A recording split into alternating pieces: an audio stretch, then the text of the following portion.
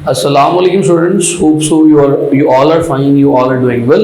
Doing something bigger, productive and positive. तमाम देखने वाले नाजरीन बखैराफियत भी हैं और अपनी ज़िंदगी में कुछ अच्छा बड़ा बेहतर प्रोडक्टिव पॉजिटिव भी करते चले जा रहे हैं। वेलकम टू द इल्म की दुनिया का ऑफिशियल यूट्यूब चैनल। आज की जो वीडियो है बेसिकली वो 9th क्लास के स्टूडेंट्स के लिए फाइनली उनके एग्ज़ाम्स होने जा रहे हैं, तो उनके लिए जो इम्पॉर्टेंट क्वेश्चंस हैं, इम्पॉर्टेंट टॉपिक्स हैं, उनका गेस प्लस पेपर के हवाले से पेपर किस तरह का आएगा। बच्चे अक्सर पूछते हैं कि सर एक्सरसाइज ही करें या चैप्टर भी प्रिपेयर करें। सारा साल आपको चैप्टर भी पढ़ाए गए हैं और एक्सरसाइज भी करवाई गई है, तो लिहाजा सवाल नहीं पैदा होता कि हम चैप्टर करें या एक्सरसाइज तैयार करें। आपने एक्सरसाइज भी तैयार करनी है और चैप्टर्स भी तैयार करनी है। और वेटेज के तनासब से तकरीबन 40% का जो आपका पेपर है that will be from out of the exercise, from out of the chapters, यानी फ्रॉम द एक्सरसाइज आएगा। तो 40% जो पेपर की वेटेज है वो तैयार हो जाएंगे, वो एक्सरसाइज में से आएगी। 50 to 60% के करीब जो है वो आपके चैप्टर्स में से भी डाटा आएगा।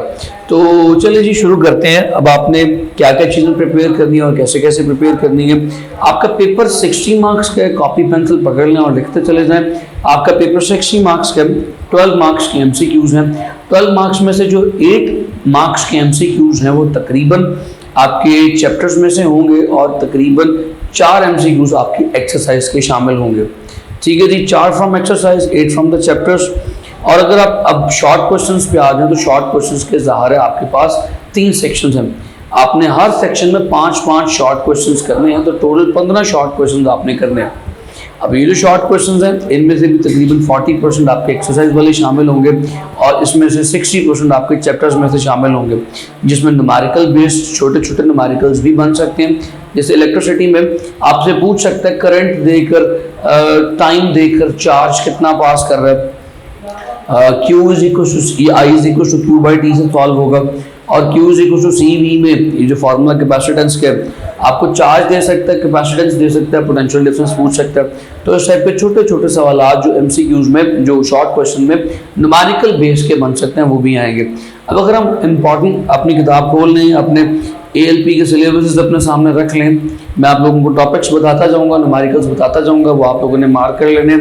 अगर आप लोग मेरी पिछली वीडियो देखें सेकेंड ईयर के जो गेस्ट के ऊपर मैंने बनाई थी, तो मेरा नहीं ख्याल कि पूरे पेपर में से 5 नंबर का पेपर भी आउट ऑफ द गेस्ट आया हो। 100% पेपर तकरीबन 85 मार्क्स का पेपर सेकेंड ईयर का होता है, 85 में से फर्स्ट ईयर का होता है और 85 में से 85 मार्क्स का पेपर हमारे गेस्ट में से शामिल था। तो अगर आप अभी देखें हमारे पास जो स्मार्ट सिलेबस या ALP की जो फाइल है, मैं उसमें से आप लोगों को जो इंपॉर्टेंट चीज़ें हैं वो बताता जाता हूँ। Physical quantities, base quantities, derived quantities, these all things. पहला चैप्टर सारे का सारा शॉर्ट के एतबार से आपने तैयार करना है। Physical quantities, base, derived quantities ये ज़रूर कीजिए शॉर्ट क्वेश्चन के एतबार से। साइंटिफिक नोटेशन लॉन्ग के एतबार से किसी हद तक पूछा जा सकता है। वर्नियर कैलिपर शॉर्ट में आएगा, लॉन्ग में नहीं आएगा। अगर आप इसमें से इसके न्यूमेरिकल्स देख लें तो न्यूमेरिकल्स जो प्रॉब्लम्स हैं वो आपने कौन सी करनी है, सेकंड कर लीजिएगा, 4th, 5th और 9th कर लीजिएगा, ये इंपॉर्टेंट है। और एक्सरसाइज इसकी सारी की सारी कीजिएगा, बहुत सिंपल है, इसमें कोई गेस नहीं है। अगर आप चैप्टर नंबर 2 पे आते हैं तो चैप्टर नंबर 2 पर जो इंपॉर्टेंट है शॉर्ट के एतबार से रेस्ट मोशन की डेफिनेशन, स्केलर वेक्टर की डेफिनेशन और graphical analysis of motion long के एतबार से इंपॉर्टेंट है, इसे मार्क कर लीजिए। और इक्वेशंस ऑफ मोशन लॉन्ग के लिए बहुत ज़्यादा इंपॉर्टेंट है, इसे भी मार्क कर लीजिए। अगर आप इसके प्रॉब्लम्स, न्यूमेरिकल प्रॉब्लम्स की बात करें तो 3, 4 और 1, 2, 3, 4 पहले 4 न्यूमेरिकल्स जरूर कीजिए, इंपॉर्टेंट है। और एक्सरसाइज ऑब्वियसली ये भी आपने सारी करनी है, एक्सरसाइज में कोई चॉइस या कोई गेस मौजूद नहीं है। ज़ाहिर है पूरी एक्सरसाइज में से बहुत सारे सवाल तो पहले ही माइनस हो गए, सिर्फ चंद सवाल रह गए हैं, तो उसमें भी गेस देने का कोई जवाब नहीं बनता। अगर आप चैप्टर नंबर 3 पे आ जाएं तो फोर्स, मोमेंटम और इनर्शिया आएगा, तीनों टॉपिक्स, इनकी डेफिनेशन, इनके फॉर्मूलाज शॉर्ट क्वेश्चंस के लिए बहुत इंपॉर्टेंट है। लॉन्ग क्वेश्चन में आप लोगों ने जो चीज करनी है that is law of conservation of momentum and daily life applications, बहुत मशहूर लॉन्ग क्वेश्चन है। और उसके बाद फ्रिक्शन पर नॉट अक्सर बहुत ज्यादा इंपॉर्टेंट है, लॉन्ग क्वेश्चन के एतबार से आ जाया करता है।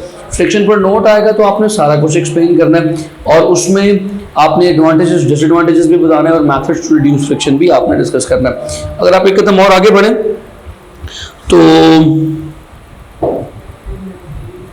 द नेक्स्ट थिंग इसके जो प्रॉब्लम्स है वो 5, 6 और 7 है, और जो न्यूमेरिकल्स प्रॉब्लम्स की बात कर रहा हूँ 5, 6, 7 और 1 और 3, 1, 3, 5, 6, 7 इनको जरूर प्रिपेयर कीजिएगा। और चैप्टर नंबर 4 पे अगर आप आए तो like unlike parallel forces is important for short question, इसी तरह addition of forces is important for short question. Head to tail rule की डेफिनेशन किताब में नहीं लिखी हुई, मैं अपने बच्चों को बताया करता हूँ, आप भी मुख्तलिफ सोर्सेज से देख के हेड टू टेल रूल की डेफिनेशन कीजिएगा, बहुत इंपॉर्टेंट शॉर्ट क्वेश्चन है। इसी तरह resolution of forces important long question है, टॉर्क इंपॉर्टेंट लॉन्ग क्वेश्चन है, फर्स्ट कंडीशन ऑफ इक्विलिब्रियम ये शॉर्ट के एतबार से न्यूमेरिकल के एतबार से जरूर कर लीजिएगा। इसकी एग्जांपल्स आपको बताऊं, कोई छोटी मोटी वैल्यू दे दे तो आपको सॉल्व करनी आती हो। लॉ ऑफ ग्रेविटेशन में फोर्स ऑफ ग्रेविटेशन एक इंपॉर्टेंट लॉन्ग क्वेश्चन है। लॉ ऑफ ग्रेविटेशन, जिस तरह से लॉ ऑफ ग्रेविटेशन और न्यूटन्स थर्ड लॉ, ये सारा का सारा लॉन्ग में आएगा। मास ऑफ अर्थ एक बहुत इंपॉर्टेंट लॉन्ग क्वेश्चन है। आर्टिफिशियल सैटेलाइट शॉर्ट के एतबार से सिर्फ इसका फॉर्मूला और इसकी वैल्यू याद कर लीजिएगा, इसकी वेलोसिटी की वैल्यू याद कर लीजिएगा। इसके न्यूमेरिकल्स में 1, 2, 3 और 16 ये जरूर कर लीजिएगा। नहीं 1, 2, 3 सॉरी नॉट 16 वो इसका नहीं है। चैप्टर नंबर 6 देखिएगा वर्क एंड एनर्जी के एतबार से, काइनेटिक एनर्जी, पोटेंशियल एनर्जी ये शॉर्ट के एतबार से इंपॉर्टेंट है। काइनेटिक एनर्जी का फार्मूला डिराइव करने को अक्सर आ जाया करता है। एफिशिएंसी का फार्मूला और इससे रिलेटेड न्यूमेरिकल इंपॉर्टेंट है शॉर्ट के एतबार से। अगर आप इसके न्यूमेरिकल्स देखना चाहें तो न्यूमेरिकल नंबर 4, 5 और 2, 3, 4, 5 ये आप लोगों ने जरूर करने हैं। 7 चैप्टर में देखिएगा डेंसिटी, प्रेशर, ये तमाम चीज़ें शॉर्ट के एतबार से इंपॉर्टेंट है। यूनिट्स और इनकी कन्वर्जन आती होनी चाहिए। और पैस्कल्स लॉ की बात कर ले तो इंपॉर्टेंट है बहुत ज़्यादा लॉन्ग के एतबार से। एप्लीकेशंस ऑफ पैस्कल्स लॉ और हाइड्रोलिक प्रेस ये इंपॉर्टेंट है लॉन्ग के एतबार से। अगर हुक्स लॉ इलास्टिसिटी की बात करें तो ये भी लॉन्ग के एतबार से बहुत ज़्यादा इंपॉर्टेंट है। न्यूमेरिकल्स में जो हमने करने हैं दे आर 1, 2, 3, 5 और 7, 1, 2, 3, 5, 7 ये न्यूमेरिकल्स है। चैप्टर नंबर 8 देखिएगा टेम्परेचर, हीट, स्पेसिफिक हीट, ये तमाम चीज़ें शॉर्ट है। Importance of large specific of heat, इसकी एप्लीकेशंस हैं, 2 आपकी किताब में लिखी हुई है। एक कार रेडिएटर की एग्जांपल है, एक एग्जांपल और है सेंट्रल हीटिंग सिस्टम की, तो उसको जरूर देख लीजिएगा। एप्लीकेशंस शॉर्ट क्वेश्चन में पूछ लेता है। चेंज ऑफ स्टेट का लॉन्ग क्वेश्चन बना हुआ है और इस पर आने के चांसेस भी हैं। Latent heat of fusion, latent heat of vaporization ये शॉर्ट है। वेपोरेशन बहुत इंपॉर्टेंट लॉन्ग है, ये जरूर कर लीजिएगा। और आखिरी चीज़ है वॉल्यूम थर्मल एक्सपेंशन, लॉन्ग के लिए इंपॉर्टेंट है। अगर आप इसके न्यूमेरिकल्स देख लें तो न्यूमेरिकल नंबर 4, 5 और 3, 4, 5 दैट्स इट। और चैप्टर नंबर 9 जो है that is for transfer of heat, short question, इसके 3 स्टेप्स कंडक्शन, कन्वेक्शन और रेडिएशन, ये जो है शॉर्ट क्वेश्चन में पूछे जा सकते हैं। थर्मल कंडक्टिविटी एक लॉन्ग क्वेश्चन है, important. Land breeze, sea breeze short question में अक्सर पूछ लिया करता है। इसमें से जो न्यूमेरिकल्स आप लोगों ने करने हैं वो न्यूमेरिकल नंबर 2 सबसे ज़्यादा इंपॉर्टेंट है। और ढेर सारे दुआ में मुझे याद रखिएगा, अपना ढेर सारा ख्याल रखें। थैंक यू सो मच, अल्लाह हाफ़िज़।